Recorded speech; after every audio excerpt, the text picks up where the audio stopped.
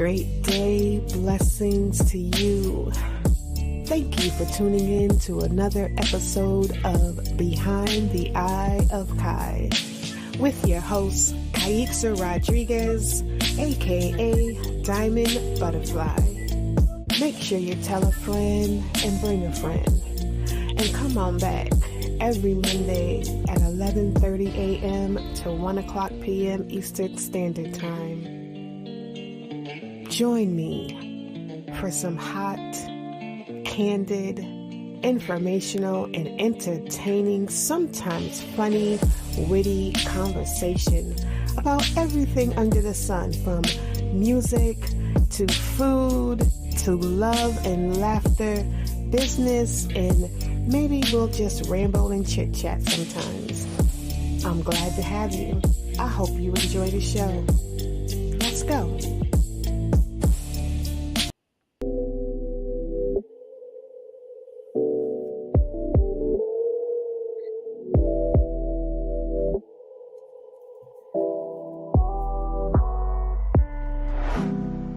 No need for words, our minds speak in tongues only our bodies understand.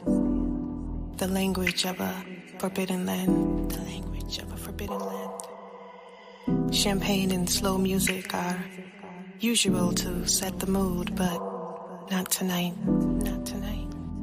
I have something different in store for you. Something different for you. Open the door. My body is yours to explore. You hold the master key. You're all I want and need. I'm all yours. Let your clothes hit the floor. Been on my mind all day. Whatever you want, it's okay. I'm fresh out the shower, still glistening. Body dripping from the water. Body's dripping. Legs shaking with anticipation, your skin on my skin. Your hands on my thighs, your lips on my lips, caressing me. Feeling your eyes, you've won my body eternally. No need to be discreet, enter me, feel me, control me, thrill me. Hands on my waist, hold me in place, I accept all of you. Take your time, we have all night. Slow and steady, boy, please, this body right. Overcome with emotion, explosions emerge. My kitty is purring, the sheets are so soft. I'm ready for round 2, but I'm awakened. It was just a dream. Damn, I hate reality. Hey, butterflies. Welcome to Behind the Eye of Kai. And I am your host, Kaixa Rodriguez, aka Diamond Butterfly. Welcome to the show. I appreciate you for taking time out of your busy, hectic day. Or if you're just lounging around, I thank you for popping on and chatting with me. I appreciate you so very much. So we are here, like I said, this is Behind the Eye of Kai on the Trailblazers Radio Network, right here, no matter where you are watching from, whether it's YouTube, whether it's Facebook, anywhere that you might be watching from. I appreciate you for taking time out of your day and giving me a couple of minutes of your time. We got the grandbaby with us again today, so I am not quite sure how long she's going to stay quiet. She is kind of waking up right now, but that's okay because we're going to just keep going until she is fully awake, and then I'll pick her up. But in the meantime, in between time, let me get here just a hot second. And in the meantime, if you didn't see, maybe you're just joining in and you didn't get to see what the conversation is going to be about today, I decided we could talk about a couple of things today. One is I named the show Love and Desire. One, because I figured that might get you guys in to kind of say, ooh, Love and Desire, what's she talking about? And if I'm looking over to the side, like I'm really trying not to, I'm looking at myself in the thing, but camera's up here. And if I look at myself, I'm seeing that it makes it look like I'm looking this way. So I'm going to try to look up here at the little webcam And Coco wants to say hi. You know, she always wants to say hi to you guys. Say hi. They're over there. Say hi. No, you just want me to pick you up. She's so spoiled. Say, there you go. Say hi, boys. Say hi. Can you let go of my necklace though? Can you let go of the necklace? Okay, that's all she wants. um, so I decided love and desire. It is the topics. It definitely is the topics of discussion. I figured we would talk about too. So what I wanted to talk about was how, as parents or grandparents or caretakers, foster parents, if you have children in your wake and they are your responsibility, how do we teach our children about love? You know, how do we do that? How do we teach our children how to love, how to receive love, how they ought to be loved? You know what I mean? How do we teach them that? Let me just share this real quick. And so I was wondering that, you know, as parents, I often say, you know, do what do I say? What do I say? I say, um, show by example is what I like to say. Don't tell me to do what you say, but that you're doing something different, right? Um,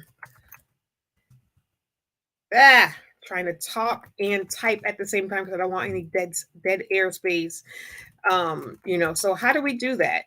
How do we teach them how to love, how to be loved? How do we teach them that? So that was what I wanted to know today. That was what I wanted to get your input on.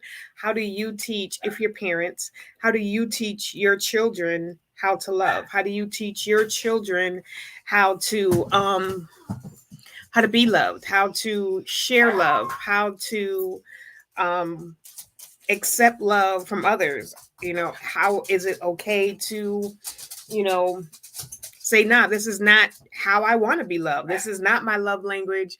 Do you know about love languages? And how do you can let him out. You can let him out. Sorry, the puppy is like, listen, I've been in this crate a little bit too long. There's too much stuff going on in the house. I want to be out. um, so, you know, how do you do that? How do you do that? How do you, you know, say, um, listen, not how do you say, how do you teach your children that? That's what I wanted to say.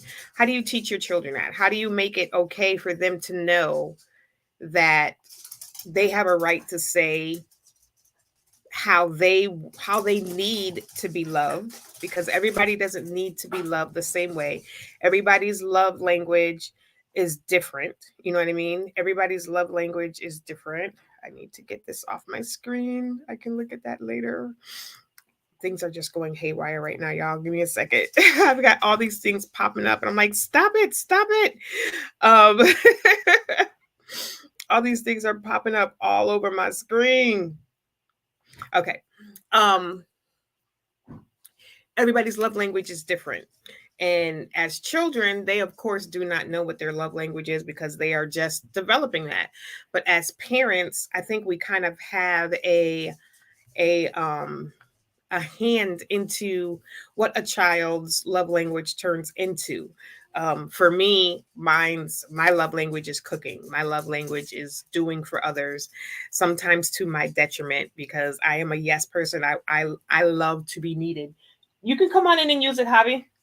I love to be needed. I don't know if that makes it my love language, but I also love, so my reciprocation of you being in need and giving, helping you is my love language. I love cooking. Um, so cooking really is my major love language. You know, that's my major love language. Um, is cooking for others, doing for others, showing that I, you know, helping you, you know, but feeding you is my major love language. That's my major love language. And that didn't, unfortunately, that did not come from my parents. Um, they did not, that's not something that was instilled in me through them. Um, I would say probably more being needed. but like I said, to my detriment, because I do and I do and I do and I do and I do and I do and I do, and I don't take time for self. Self care is very, very important. You got to take care of yourself. You definitely want to make time to take care of yourself, because as I'm learning as I get older, if you are on E and you're still trying to pour, like we wouldn't try to drive our car with like a quarter of a quarter of a quarter of a tank of gas and then try to go to New York. Like I live in Massachusetts, so I wouldn't be trying to go to New York on a quarter tank of gas, right? I'm going to make sure that my car's got an oil change. I'm going to make sure that the tires are good. I'm going to make sure all of this stuff is working before I try to do anything. Even going back and forth to work, you got to make sure that you keep your car in tip top shape, because that's your transportation, right? That's how you get to do the things that you do. So my body, my mind, my spirit, my soul, all that stuff is how I get to give my love language. That's how I get to cook for others. That's how I get to do for others. So I need to make sure that I am in good shape. I need to make sure that I take time to do some stuff for me. The problem is that that stuff was not instilled in me. That part of self-care, that part of no, it's okay to say no, that part of um, taking care of yourself. What was instilled in me was you come second, and you got to take care of everybody else 1st. Mm-hmm. So that's kind of what I do. So, how do we teach our children that a healthy mindset of love? How do we teach our children boundaries? How do we teach them that it's okay to say, I don't like what you're doing? That doesn't work for me, and not feel bad about it. How do we teach our children that? How do you teach your children that?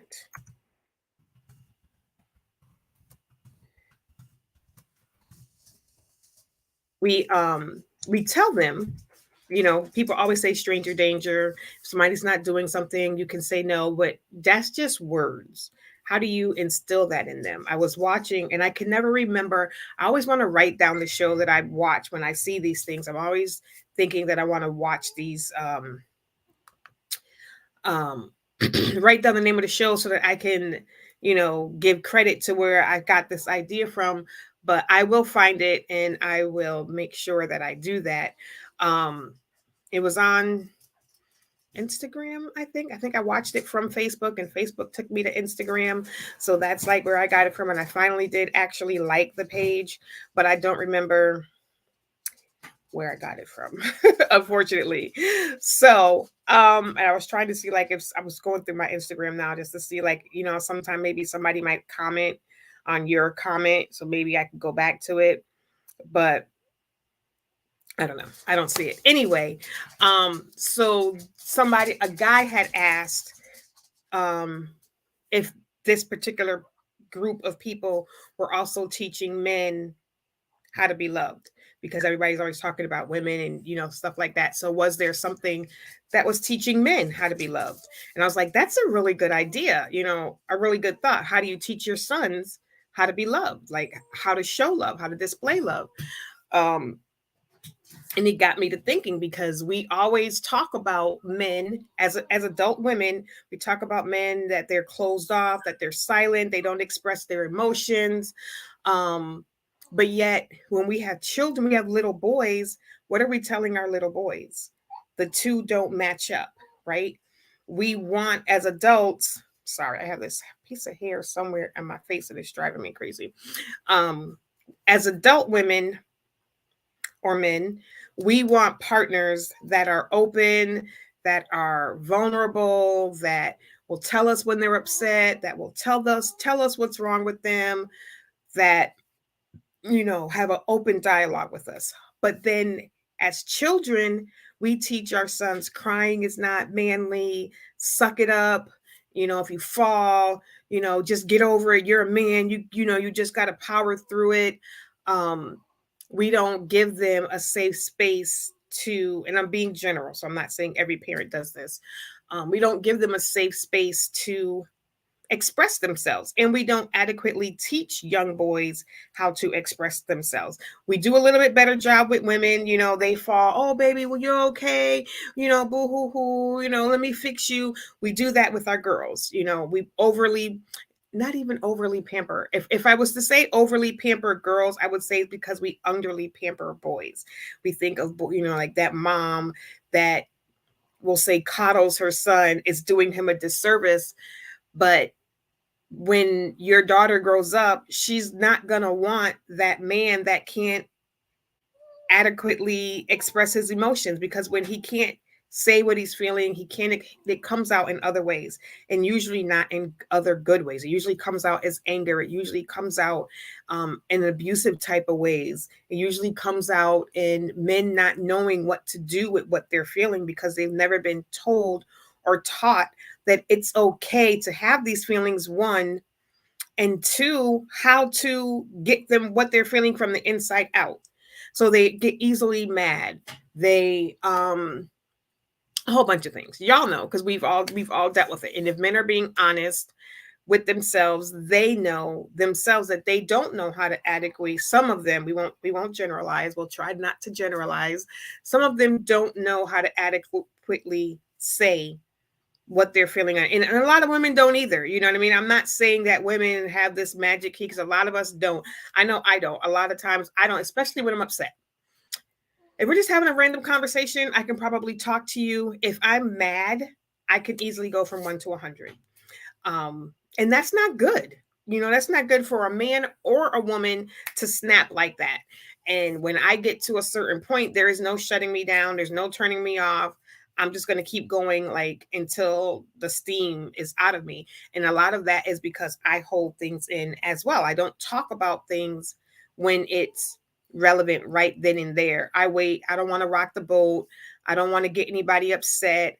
I don't want to offend anybody, so I don't say anything. I just keep my mouth shut. And that anger builds on the inside of me until one day, like that pop, boof. And then if you're the person that that broke the camel's back, you get a whole lash of anger that probably has nothing to do with what we may have had a very, very small disagreement. And now I'm so upset over a whole bunch of stuff that now is being unleashed on you. It's like anger vomit. Like, you're just getting all of this stuff that really, and you're just like, but all I did was leave the top off of the toothpaste. And you're like reeling into me. Why? And both men and women can do this, which is why, which is why, like, in the description, I didn't make this specifically about men or about young boys. It's about both. I did just see a video. I don't know if it was this morning or last night, also Facebook, that turned into Instagram, but I don't know what page it was, of a father.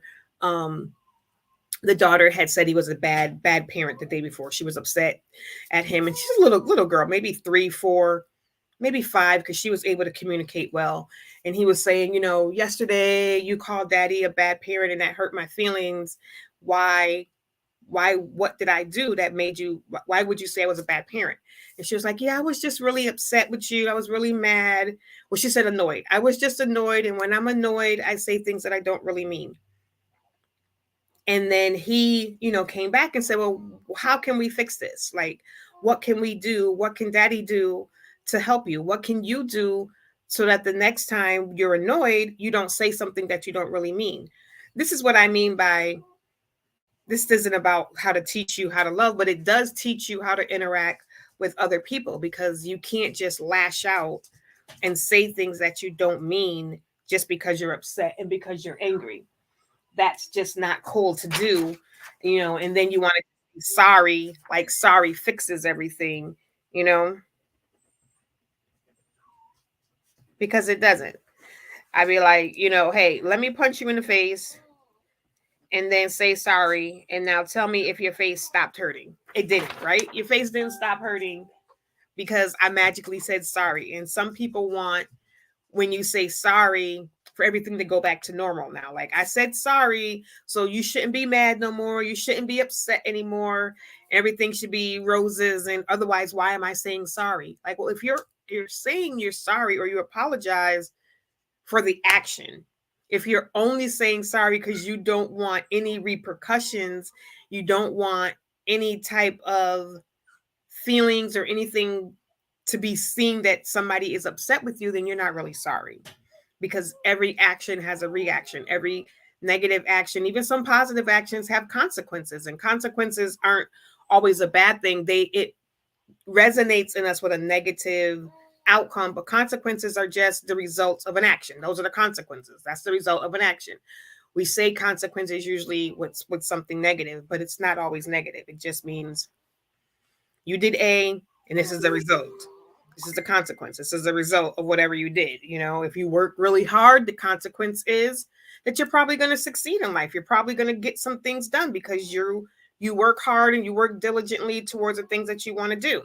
So how do we teach our children that those same things, but when it comes to love, when it comes to um let's not even just say love. Let's just say how to interact with people and how to let people know this is how I expect you to react. Me and my husband, we were just talking, um, and there's the saying, treat people how you want to be treated.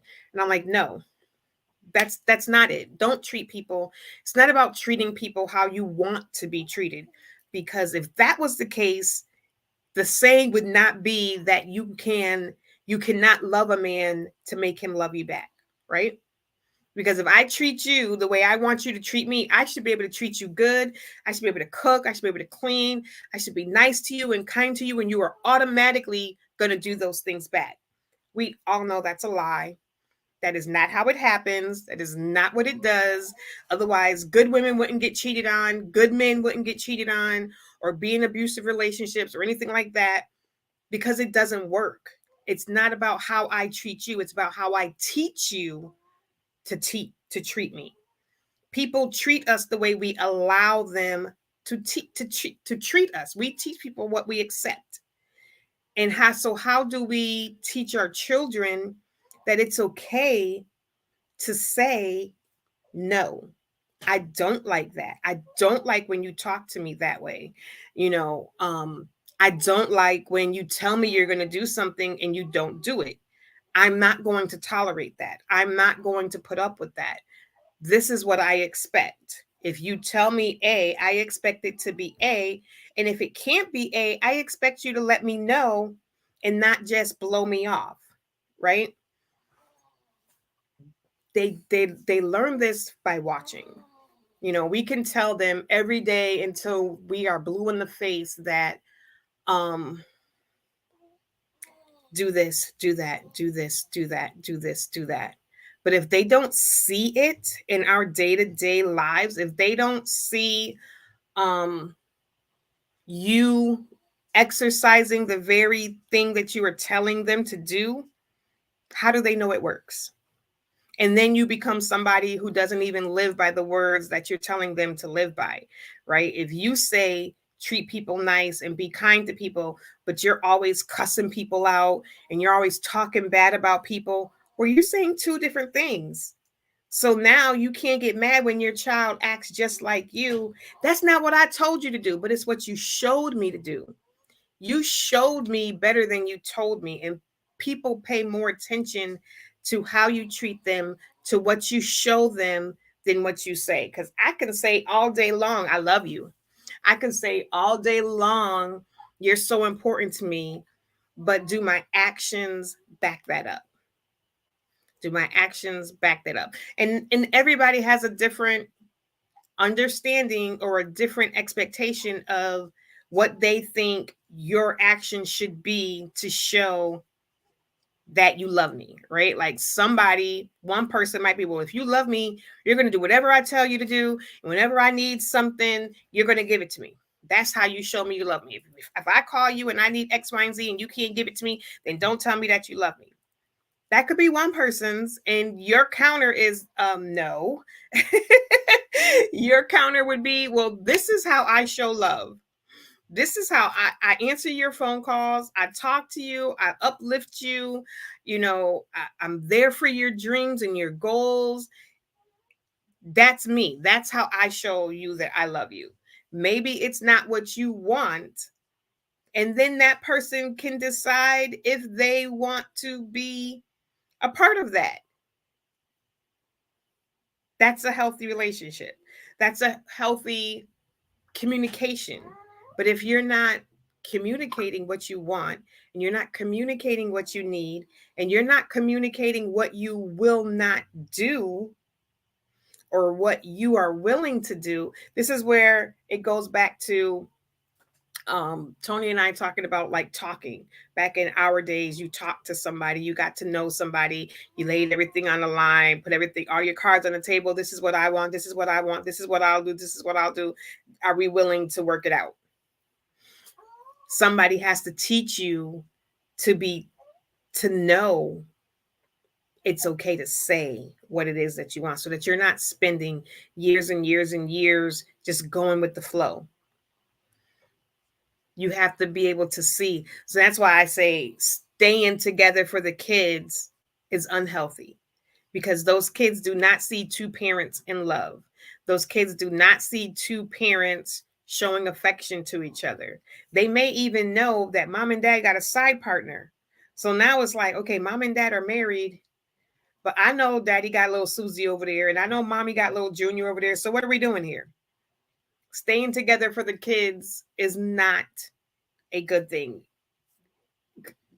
I mean, just think about it. Kids are not stupid. We think our kids are stupid. They're not stupid. They know what's going on, especially the older they get. They understand it. Half the time they be like, I wish they would just get divorced and move on. If y'all not going to work it out, why are y'all staying together? What's the point? And then if you're broken up, how do y'all interact with each other? Does your son see you disrespecting his mother? She may not be your girl anymore, but that's still his mother. So he's still watching how you talk to his mother, talk about his mother when he's with you and she's not around. Are you still kind to her? Are you still respectful to her? Do you still treat her like the woman that gave you a son or a daughter? How do you talk about your child's father when they are not around? When they are in your presence? Your daughter, your son they're still learning. They're still watching what you do and seeing how the two of you interact. Y'all don't have to be together to show how people talk to each other. How y'all should still have some type of care for each other, because y'all still have a child together. That's still your baby mama, your baby daddy, whatever you want to, however you want to call it.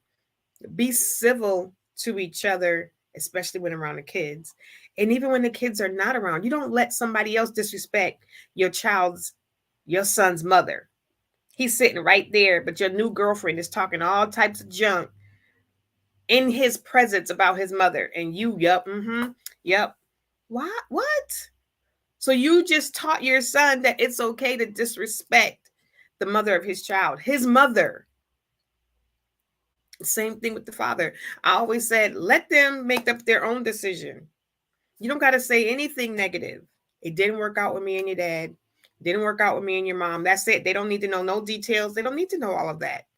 And then let them make their own decision on, is dad or mom a good person? Is dad or mom, a bad, let them make their own decision. Do not try to influence them, because God forbid dad is really trying to see the kids and mom is just keeping dad away from the kids, and that child finds that out later. We don't went off topic, but I'm just saying. So let your children have a voice.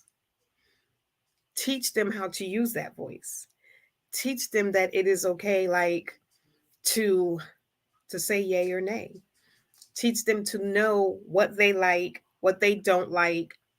Do not tell them what they like and don't like. Like, every child is different, and they have a right to make up their own mind about what they like, what they don't like, because that's how they're going to learn to be able to distinguish that in the future, so that then they can tell someone else what they like and what they don't like, and stop making your kids eat a whole plate of food. Stop doing that. Sidebar, but stop doing that. Stop filling their plates to the brim. I remember when we was young, There was no, I don't like this, I don't like that. You ate whatever mom put on your plate and you ate it all. And it led to a whole bunch of kids with a whole bunch of eating disorders. And, come on. You putting stuff in front of kids that they don't like it. So why you keep giving it to them? Why? It's like we tell children they don't have any options, right? You cannot tell your parents, I don't like, I don't want to do nothing because I'm the parent and you're going to do what I say, whether you like it or not. And, but what does that teach them about being an adult, right? When you take away their voice as a child, and they're learning, you're literally teaching them how to become adults. So if you take away their voice as a child all the way up and you say your only option is to do exactly what I tell you to do, you have no voice. You cannot be surprised when they turn into adults who don't have a voice, or teenagers or whatever, or that's why they lash out, because they've never been allowed to voice their opinion. Now, I'm not saying they get to be disrespectful. I'm not saying that they get to be mouthy, but there are ways to teach children from a young age up that, hey, I can see you're upset right now. Let's talk about it. That teaches them how to talk when they're upset, instead of yelling and screaming and slamming doors and getting violent and all of that other stuff. If you give them outlets when they're young and teach them, I know you're upset. I know everybody gets upset, everybody gets mad. Here's a healthy way to deal with that. It starts at home, right? Then when they become adults, they become a different type of adult. They become a different type of man, they become a different type of woman who is now understanding of, I'm upset, I don't have to lash out, I don't have to blow my top, I don't have to spend 20 years in therapy trying to figure out how to deal with my anger, because mom and dad dealt with me when I was young and they taught me how to navigate my emotions as a child. They taught me this when I was in the home. So now as an adult, I know how to do this, you know? Okay. So that was topic number one. And we might touch back on it. So topic number two is totally different, which this comes into the desire part. Topic number two talks about um I can't spell. Um we have goals. I can't say we all have goals, but a lot of us have goals. A lot of us have dreams. A lot of us have things that we say, we give lip service to, that we want to do, that we want um to be a business, whatever it is, go to college, start a business, have a family, whatever those things are that we say that we want to do. We give lip service to a lot of them, right? We talk about them, we talk about them, we talk about them. Can't spell. Um, and yet we don't really go after them. We don't really pursue them. We don't put in the due diligence to make those dreams and goals become a reality. I don't know why we don't do that.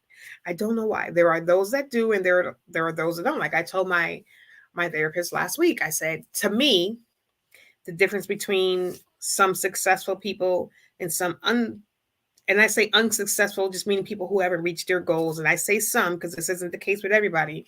Um, is that some people give lip service to their dreams and their goals or their wants and their desires. And some people go out there and actively pursue them. Everybody who actively pursues their dreams and goals doesn't always hit the mark, right? And everybody who just gives lip service, well, I would say if you're only giving lip service, I don't know how you're going to be successful. I don't know how you're going to reach your goals because you're only talking about it. But everybody who puts in the due diligence doesn't always reach the goal either, because we know this is fact. We know people who are out there and they're doing it and they're doing it and they're putting in the work, but for some reason it's just not working for them. Okay? But they're putting in the work. So at least if it doesn't work, they cannot say I didn't do everything that I could to make this dream come true, right? Nobody should work harder for you than you. Nobody should want your dreams and your goals more than you. Like, I can't be putting in all the work to make your dream come true. I can't do the vocal lessons for your voice. I can't do the dance class for your choreographer dream.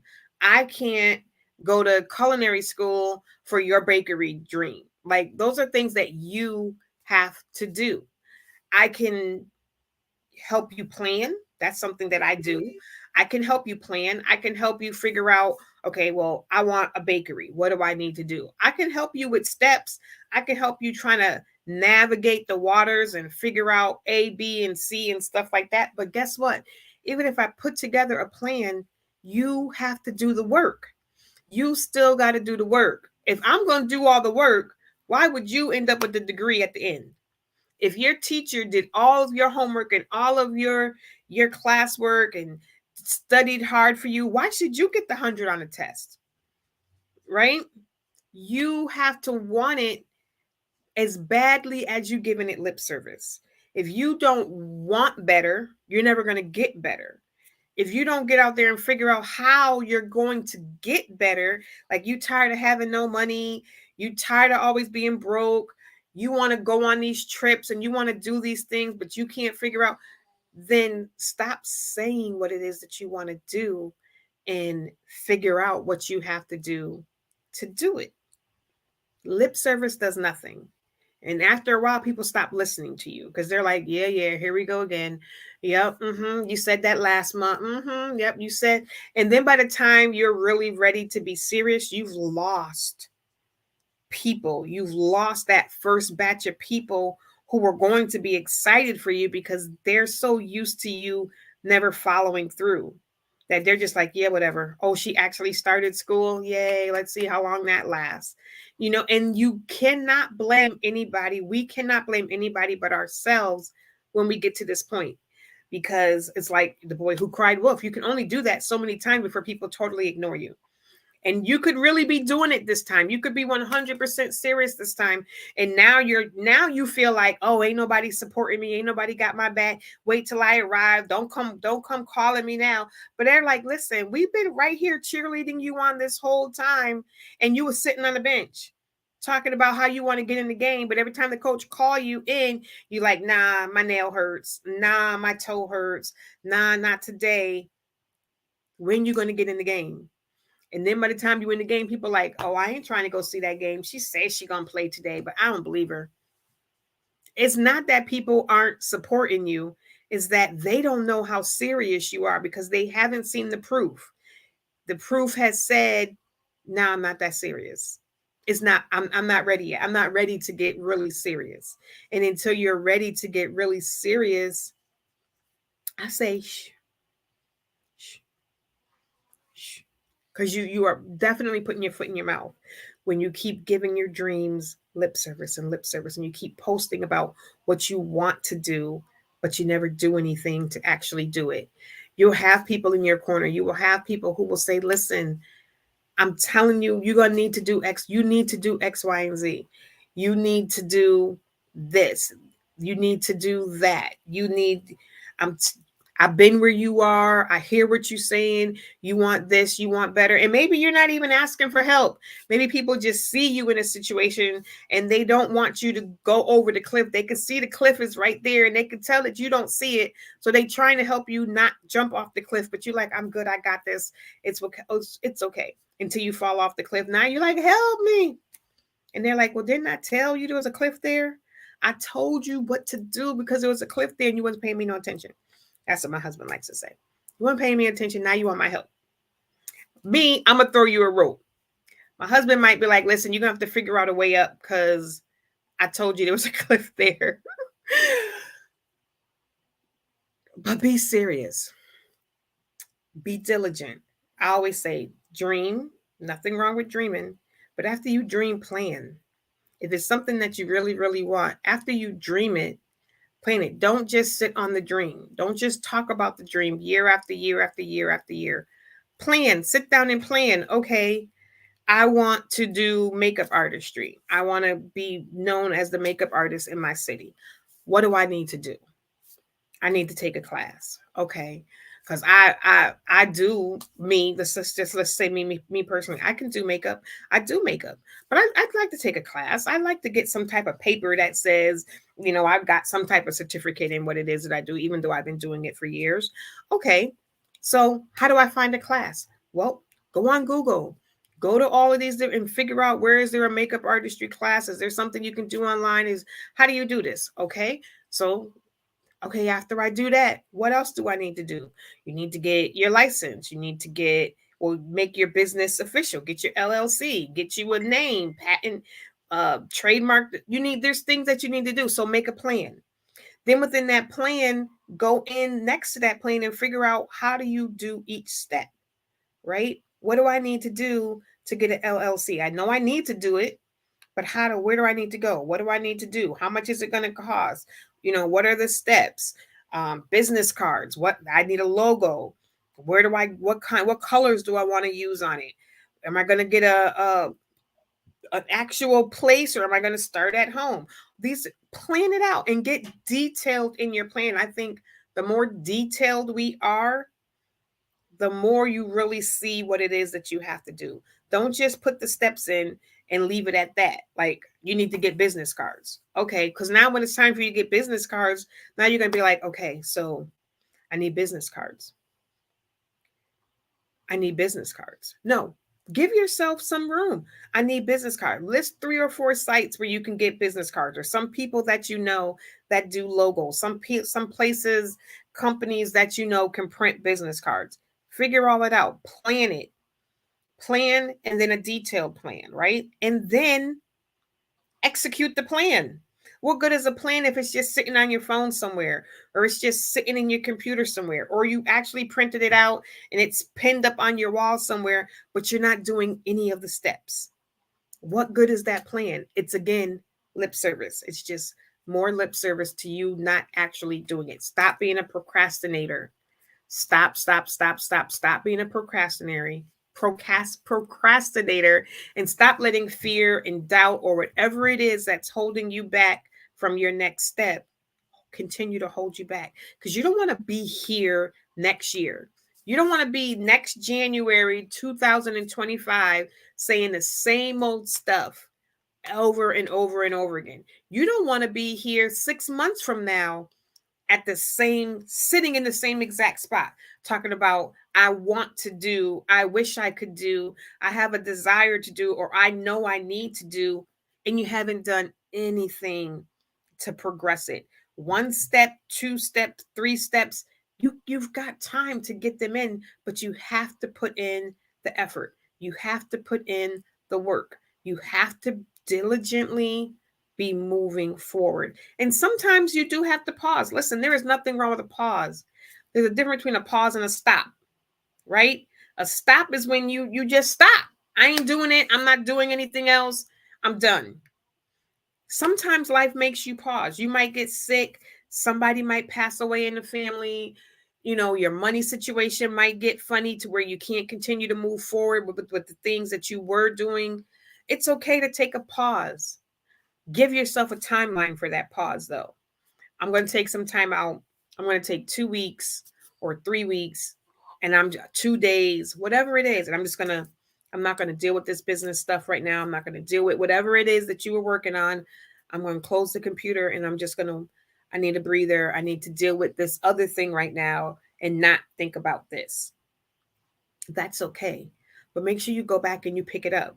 A pause.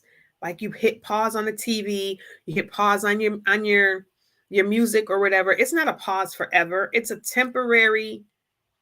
pause. It's a hold on. All right, now let's go. Do that. That's fine. If that's what you need to do, by all means do that. But don't stop forever. Do not turn the power off.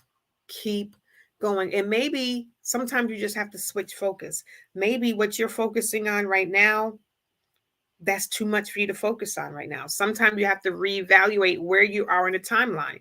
Maybe this right here is too strenuous right now. It's taking up too much of your brain cells. It's making you feel overwhelmed. Okay, so put a little asterisk next to it. I'm gonna come back to you. Let me move on to something else and try to do something else right now and see how that feels. Okay, doing the LLC, that's just too much. I can't focus on that right now. Let me work on a logo. Let me reach out to some people and try to get the logo done. Let me figure out what my favorite colors are and what type of design I would like on my logo. Flip it and do something else. See if sometimes that will even give you a new sense of not necessarily urgency, but it'll just renew some life into what it is that you're doing when you flip your mindset a little bit. Just same thing as me as an author. I get stuck in the part of the story and I'm just like, I can't. I don't know where I'm going. I can't.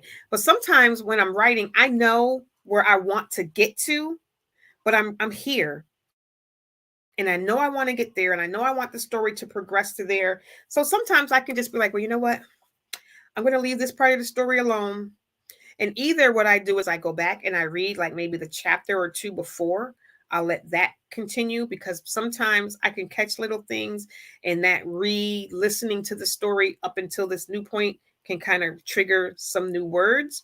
Or I can leave it alone for a day or two, walk away from it, do something else, or I can start to think about the future chapters. Well, I know that right here, she's about to go and do this, and this. What's going to happen with the next character in the next chapter? So maybe that chapter isn't connected to this chapter. So I can start writing the next chapter and get my mind off of this chapter that has me stumped. It's okay to pause. Just don't stop. Don't stop. Don't give up, especially if it's something that you know in your heart of hearts that you really want to do or be or whatever it is. Like I keep saying be like it's to do like it's a business, but it's not always a business. Whatever it is, as long as it's legal, long as it's legal. I am not up here condoning or telling you to go do something that is illegal or to hurt or harm anyway. That's not what I'm saying. I'm saying if you want to be a hairdresser, you want to be a makeup artist, you want to be a rapper, whatever it is, you want a relationship even. Sometimes you just got to do some self-reflection, especially if you want a relationship. Going back to the first topic that we were talking about, do some self-reflection. Figure out what type of person you want. What type of person are you? What do you bring to a relationship? What are some things that you might need to work on yourself before getting into a relationship? Because it's not the other person's responsibility to make you happy. You should already be happy. If you are not happy without anybody, you are not going to be happy with somebody. If you are miserable alone, you're going to be miserable with somebody because it's not their job to make you happy. You should already be happy. You should be two happy people who get together and who are now happier together, right? I cannot expect my husband to make me happy. That's not his job. His job may be not to make me unhappy, like but it happens, right? We've had issues, we've had arguments. I mean, every couple does. And I get in my feelings and I be like, screw him, I'm done with him, I'm done with this relationship. Ladies, we know that this is what we do. We get mad and we say these things, which is why, going back to that previous first topic, learning how to not let how you feel dictate how you respond. Learning how to communicate, both parties need to learn how to communicate because sometimes we know how to push each other's buttons, right? We know how to say things to get underneath the other person's skin. And then we be like, I don't know what you're talking about. I don't know. I don't know why she said or why he said, but because you know how to do things and say things to get underneath their skin, right? But going back to the second topic, let's stay on topic. Let's stay on topic. Go after your dreams, go after your goals. I mean, we are a make a way, find a way world, society. If you want a cheeseburger and you ain't got but 3 pennies, you're going to find $5. Somehow, someway, you're going to find $5, right? If your girl wants to go out and you're like, dang, I ain't got, you're going to figure out a way to be able to go out. We are a find a way, make a way community. So If you are giving lip service to something and you keep saying, I want to do X, Y, and Z, but you are not doing it, evaluate, is it something that you really want to do? And if you're sure, if you're like, I really know that I want to do this, why aren't you doing it? Why aren't you putting in the work to make it happen? Why are you only giving it lip service when if so and so over here said do X, Y, and Z, you would find a way, make a way, you would make sure it happened. Your dream is waiting and nobody can make it happen but you. Even if somebody showed up here and was like, here's $1,000,000, here's a building, here's the name, the lease is paid for the first year, it's fully furnished on the inside, everything that you need to get your makeup, artistry business going, everything that you need is right here. All you got to do is walk in the door, right? If I still didn't put in the work, it still wouldn't be successful. I still got to put in the work. I can't just, I got everything I want. I got the building. Now what? Because if I don't show up tomorrow, maybe they done did all the promotions and everything. You are booked for the first month. If you don't show up, or if you show up and you do a half-ass job because you didn't put in the work to get here, so now you just like, oh, I got clients.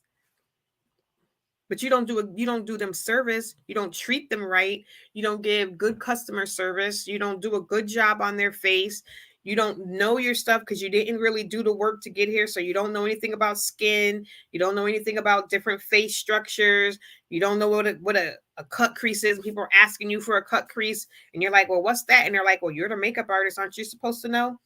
You're still going to lose your business. So you got to put in the work. Nothing is going to be handed to you. And sometimes things being handed to you, you don't appreciate them as much as the things that you had to work hard for, because you didn't have to do any of that work to get it. So you don't understand the struggle. You don't want to go back to where you were before because you remembered it, right? I'm not saying everybody, because some people can have, if I walked into a business and somebody gave me a business and it was all set and everything I needed was inside, man, I'd be like, woo, yes, I'd be promoting that thing so hard. Man, I'd be passing out business cards everywhere to make sure it stayed afloat, to make sure that my dream was successful. I'm putting in the work now, but I know there's more work that I could do. There's more things that I can do and more things that I'm working on doing. Consistency is key. Being consistent is so key to getting you to where you want to be. Diligence and consistency. Be consistent. Be consistent. Don't be the person that shows up sometimes, because then people don't know when to expect you. They need to know that if I tell my makeup artist I need my makeup done at 7 o'clock and she said, I got you, they need to know you're going to be there at 7 o'clock. Not they got to call you at 7:15 like, girl, where are you? I'm here. And you're like, oh man, I totally forgot. I went out last night drinking and I'm still in bed. Like, no, don't be that person. Don't be that person. You want to be the person that when so-and-so needs a cake, they know they're going to get a slamming cake. They know it's going to look right. They know it's going to be packaged right. They know when they get it, it's going to be fresh. It's going to look like what they expect it to look like. Be that person. Go after your dreams. When we have children, we've got to put our children first, right? Not saying that you, while you're raising your children, have no needs and no desires, because you still got to take care of yourself. I said at the beginning, you still got to take care of yourself. You are no good to your child if you are drowned out and exhausted and tired and you have no happiness because all you doing right now is taking care of this kid. That's not what I'm saying, because parents need time away from their kids. Parents need, I don't care if it's 2 hours, go for a walk. You need some time to rejuvenate yourself as well. You need that. But now you know, okay, my baby's going to need, I got a baby. Baby's going to need diapers. Baby might get sick. Baby, so I need some money stashed somewhere so that if baby gets sick, I can get the baby some medicine. If baby's sick and I got a box of diapers that normally last me a month, but this month they only lasted me 2 weeks because baby got sick and it was just blowing through diapers.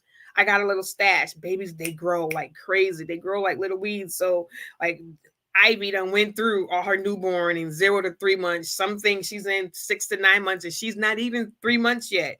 So she got tall and she got big so fast.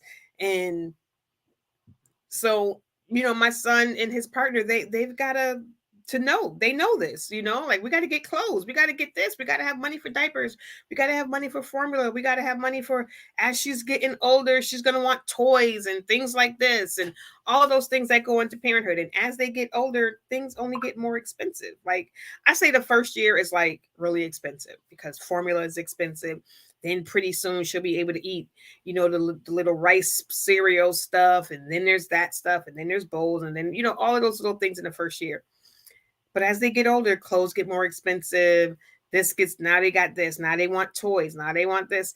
So there's all those little things that go into parenthood, and you've got to be able to do that, right? You've got to be able to do that, but you've got to be able to do that together. And you've got to be able to adequately talk to your child other parent, whether it's your wife, whether it's your girlfriend, boyfriend, whether y'all are separated and y'all are just co-parenting. You have to be able to show that child what a healthy relationship looks like, whether his or her parents are together or they are apart. Regardless, y'all need to have a healthy relationship because you are teaching your child what a relationship looks like. How do two people communicate their needs? How does this happen? Do they consistently yell and scream at each other? Are they always, throwing shade and snide comments at each other? Are they always low key mad at each other? Like, or do they know how to healthy communicate? Do they know how to say, no, well, I didn't hear you say X, Y, and Z, instead of, no, you didn't say that. Yes, I did say that. No, you didn't. Yes, I did. I said that. Instead, well, I didn't hear you say that, but if you say you said that, okay. Boom, bang, in the discussion, nobody's mad at each other. You didn't hear it. They said it. Okay, so maybe they said it and you just didn't hear it. So just admit that. Just say, I didn't say that. I'm talking to you, Anthony. Oh, communication. We have to be we are, not we have to be, we are the visual for our children. We are the visual, even for those around us. Some, you never know who is watching you and learning by watching you, because everybody doesn't have healthy role models at home. So you never know who else might be watching your relationship and watching how you communicate, even just when you're out in public. When you're at the grocery store, when you're at Burger King, when you're at the post office, how do you interact with people in general? Your children are also watching you do that. Wrong. Are you snapping at the waitress? She didn't cook your food, so why are you snapping at her? And mistakes happen. Have you never burnt something when you're cooking? Every meal you make is perfect. I know you paying for it, but that doesn't mean that the cook in the back is perfect and that mistakes don't happen. So being gracious and saying please and thank you and opening doors for people, and not seeing somebody with a handful of bags coming behind you, and you don't even think twice to just let the door slam in their face. Little things. They're not even little. I hate to call them little things, but these are just things that our children watch, and it teaches them, it puts into their mind, this is how I'm supposed to act because this is how my parents act. If my daddy does this, if my mommy does this, if my grandmommy does this, then this is how I'm supposed to act. This is how my parents act. So this is how I'm going to act. Or some children do the opposite. Not all children of alcoholics become alcoholics. Some of them do the exact opposite. But you are the visual for them of how they're going to grow up, the life that you put them in, the relationships that you put them in is what they know. It's all they know. You can tell them to your blue in the face X, Y, and Z, but what are you showing them? What are you showing them? What are you showing them? So I'm not going to stay long today. It's 12:30, and I'm going to get off. We're going to end it early today because I feel like I'm getting sick. So I'm gonna play you another track, and then we're gonna end it. And yeah, you know. Y'all have a good day and enjoy the rest of your week. I don't get it. You say you wanna be with me, but I don't feel it. Ain't no calls, ain't no texts, no knocks at my front door. If you think I'ma chase you, you say that you want me, claim you wanna be my boo thing. So tell me why my phone don't ring, there's not a single text from you. Trying to convince me you're on your grind all day. Something's not adding up. You're making it hard to give you my trust. Am I supposed to blindly trust your words when your actions say the opposite? What is a girl to do? If you really want my love, show me what you and me. Make us a priority. I want to see you, feel you. I want to hold and squeeze you. If you're really feeling me too, your actions mean more to me than mere words ever could. I need to see you, feel you. I need to hold and squeeze you. If you're feeling me too, your actions mean more to me than mere words ever could. I'm trying to ignore, babe, all the things I hear you clearly hear say. My heart wants to trust you, but my head said, girl, move on. You're always too busy, no time to take me out. I'm tired of getting only scraps from you. If you don't want me, then I'm out. Why do you play this game of cat and mouse? Won't catch me running all over town, begging you to come play house. If you really want my love, show me what you and me. Make us a priority. I want to see you, feel you. I want to hold and squeeze you. If you're really feeling me too, your actions mean more to me than mere words ever could. I need to see you, feel you. I need to hold and squeeze you. If you're feeling me too, your actions mean more to me than mere words ever could.